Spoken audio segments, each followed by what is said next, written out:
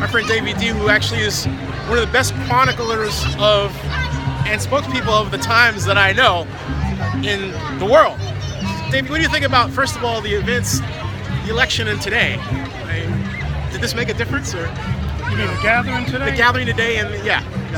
I think it all depends on how you want to look at it. You know, it could be reduced to a bunch of people who come from a hippie generation holding hands, or it could be just one of many protests that are taking place around the country.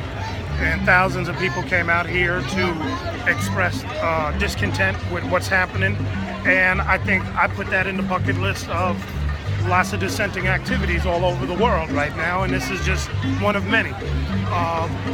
So I think it's a positive thing. I'm not going to be one to throw it under the bus. I'm not going to be one to hate on it.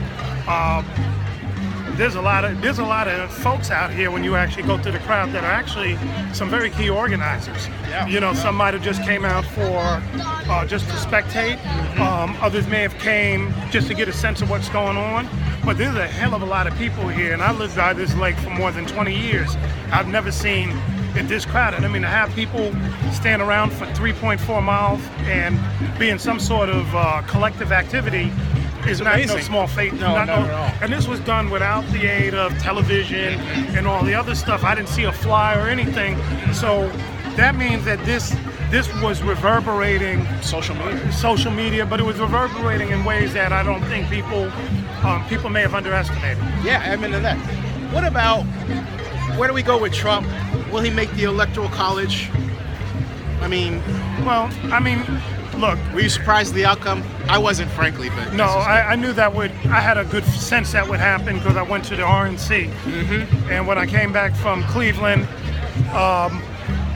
and having covered presidential elections since '96, my conclusion was as follows. I had not seen the most excitement I've seen at a convention was in '08 in Denver around Barack Obama. Right. That was electricity that I had never seen. What I saw in Cleveland matched Obama's. Really? With Trump. Whoa. And that's what was scary to me when I was there, but it was a different type of electricity. It was one where people he was like, blame blacks, blame Mexicans, blame Muslims. And when I was there, I saw people like, man, that's our guy. He was talking to them in a way that many had not been spoken to in a long time. And he said to me, like, here's a group of people that have been written off, and he tapped into them. So when I got back here, the thing that I told people said, look, 3 things are gonna happen. Bernie's people feel that Hillary is cheating them. Right. And having covered, and I went to 20 states in '08. So one of the things that I remember very clearly about the '08 election is Barack's people talking about Hillary cheating them. Yep. And using the same language in '08. Yep. So when I heard these stories, and it'd be little things like we went into a city, they did this. Yeah. Or she wasn't paying us. And it was all these little things that I remember when I was in South Carolina, I heard it. When I was in Illinois, I heard it. When I was in Indiana, Texas, I definitely heard those stories. So I was like, oh, this same story. It's the same staff people, too. Right, so I said, I heard these stories before, so the Bernie people I immediately believed. And from talking to them and seeing this, I was clear that they weren't going to vote for her. They were not. Now, they may have voted out of practicality, sure, but they wasn't going to bring that energy and enthusiasm that she absolutely needed to make this happen. So that was going to happen.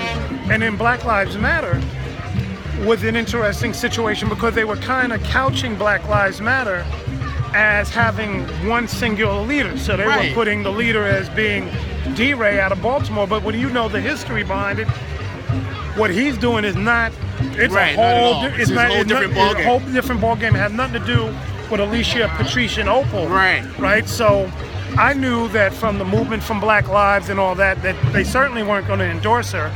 And a good amount of folks probably weren't going to vote for her because they had, with the Sanders and BLM, there was like a principled political trajectory that they were following. Bernie's people were starting to say, we're going to focus on 2018, we're going to down ballot our tickets, and we're going to look to take over Congress. I think BLM folks were looking at similar types of things, like how do we run local people. So I knew that she wasn't going to get that crowd, which meant that her other base, which is what I told people here, said if you wanted to win, you're going to have to volunteer your time. You're going to have to phone bank. You're going to have to walk precincts. You're going to have to go to battleground states. Otherwise, you're not going to match the enthusiasm. And many people didn't do that, and you saw it. She had the margins, percentage-wise, but she had a depressed turnout. She sure did. Right, so absolutely. In Pennsylvania, in Michigan, Ohio, Wisconsin, all those places. And when you actually go to the ground and you talk to people there, the complaint, like in Michigan, they told her to come out. She didn't come out. She was told by the people that delivered Ohio to her that there were certain things she should have done, including bring Michelle Obama and let her talk to that large black population in Cleveland versus you. Didn't do it. Pennsylvania, when Obama ran, they paid a lot of cats in these different communities to go out and do that work. They needed the work. They did it. It was great. People had a stakeholder in that game. They didn't do it.